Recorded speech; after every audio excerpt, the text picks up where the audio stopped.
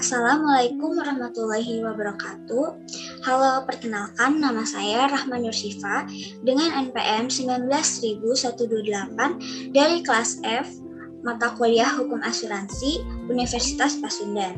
Di sini saya akan mempresentasikan mengenai upaya hukum dan tanggung jawab terhadap pemegang polis asuransi dalam kepailitan PT Bumi Asih Jaya. Yang pertama, saya akan memaparkan mengenai latar belakang pemilihan kasus. Definisi asuransi.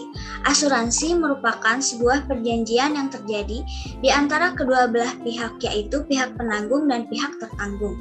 Yang mana dalam hal ini pihak tertanggung merupakan nasabah dan penanggung ialah perusahaan asuransinya. Yang dalam kasus ini adalah perusahaan asuransi Bumi Asih Jaya. Perjanjian ini merupakan perjanjian pengalihan risiko yang dialami oleh tertanggung. Dengan membayarkan sejumlah premi, maka risiko tersebut dapat dialihkan kepada pihak penanggung.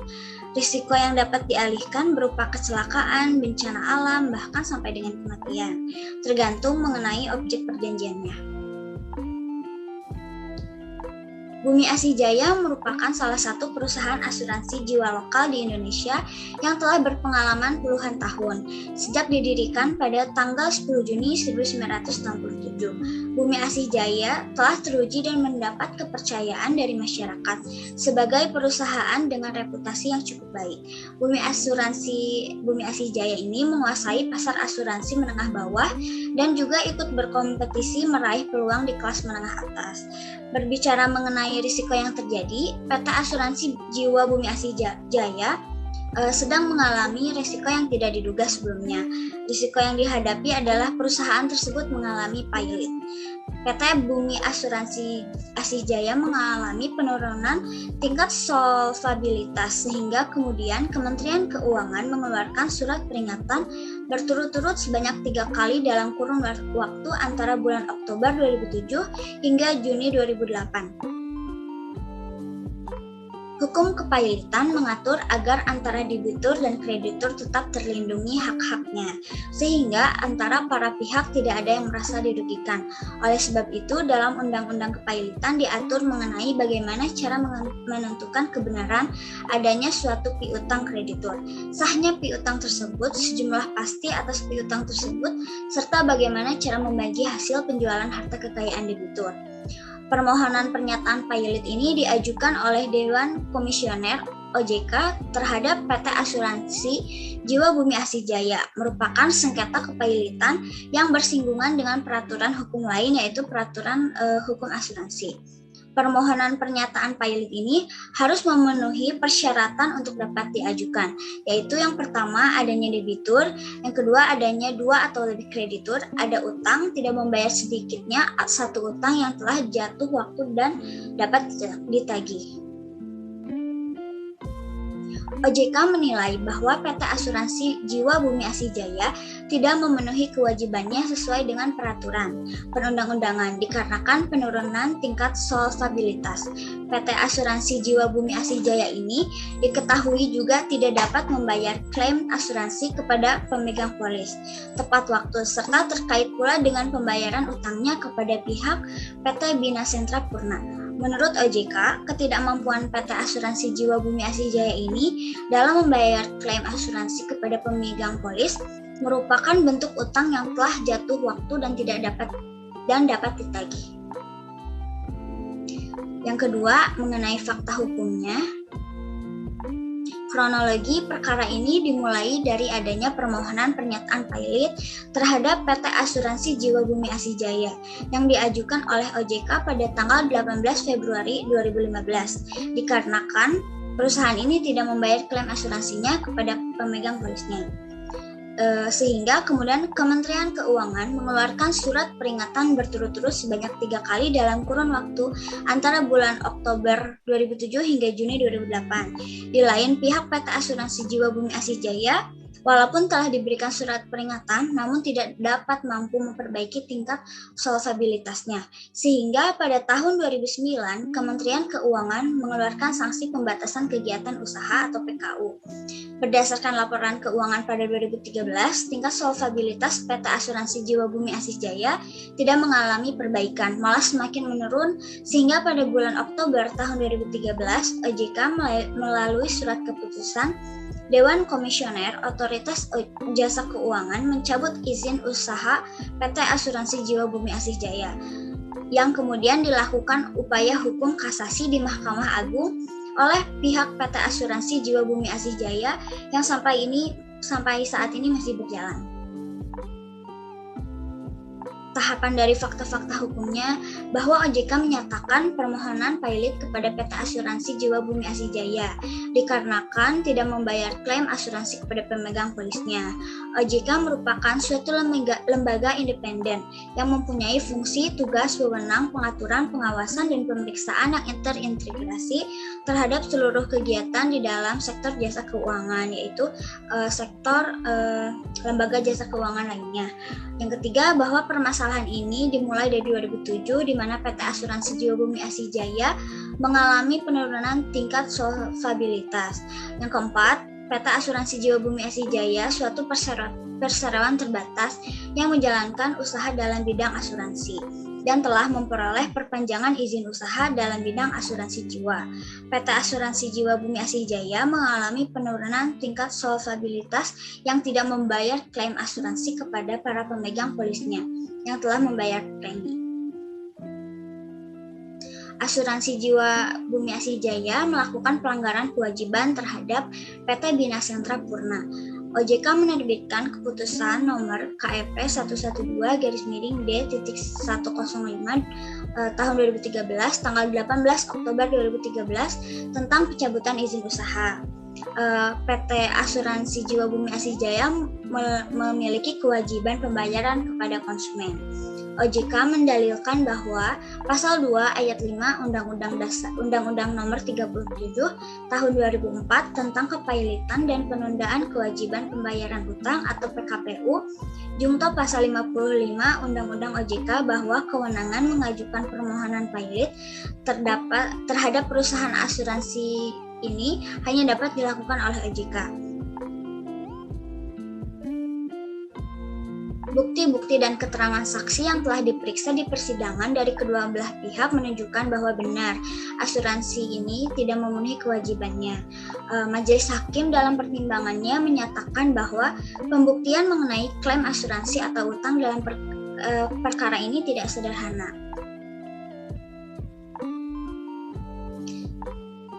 Dari fakta-fakta terkait bukti dan keterangan saksi yang telah diberikan dari kedua belah pihak menunjukkan bahwa benar PT Asuransi Jiwa Bumi Asih Jaya tidak memenuhi kewajibannya. Namun Majelis Hakim dalam pertimbangannya menyatakan pembuktian asuransi dalam perkara ini tidak sederhana. Sebelumnya, MA mengeluarkan keputusan nomor 408K/PDT sus pilot /2015 mengenai permohonan pernyataan pilot terhadap Asuransi Bumi Asih Jaya.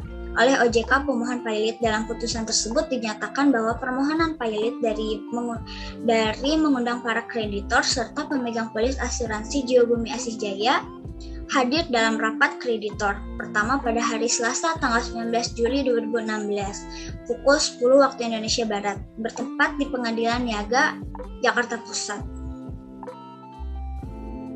Identifikasi hukumnya. Yang pertama ada bagaimana tindakan hukum yang dapat dilakukan terhadap perusahaan PT Asuransi Jiwa Bumi Asih Jaya yang dinyatakan telah gagal bayar. Yang kedua, bagaimana tanggung jawab hukum perusahaan dalam suatu kepailitan perusahaan asuransi. Yang ketiga, bagaimana upaya para pihak yang dapat ditempuh oleh pemegang polis asuransi agar mendapatkan klaim pembayaran asuransi dalam kasus kepailitan PT Asuransi Jiwa Bumi Asih Jaya. Yang keempat, bagaimana perlindungan terhadap konsumen perusahaan asuransi kepada pihak tertanggung terhadap risiko yang dihadapi perorangan maupun yang dihadapi perusahaan. Legal research dan legal audit. Aspek hukum asuransi berdasarkan pasal 39 ayat 3 dan Undang-Undang Perasuransian wajib menangani klaim melalui proses yang cepat, sederhana, mudah diakses, dan adil. Perusahaan asuransi bertanggung jawab untuk secepatnya membayarkan klaim asuransi kepada pemegang polis atau tertanggung apabila persyaratan pengajuan klaim terpenuhi. Lalu menurut aspek hukum perjanjian asuransi antara penanggung dan tertanggung harus dibuat secara tertulis dari sewaktu akta yang dinamakan polis. Dalam permasalahan kasus ini, bahwa banyak pihak tertanggung telah mengadakan suatu perjanjian asuransi dengan perusahaan PT Asuransi Bumi Asih Jaya. Lalu selanjutnya aspek hukum perusahaan. Dengan pilotnya suatu perusahaan ini bukan berarti menghilangkan kewajiban perusahaan untuk mengembalikan premi yang telah dibayarkan oleh pemegang polis, karena hal tersebut merugikan para pemegang polis. Lalu berdasarkan aspek tupoksi OJK,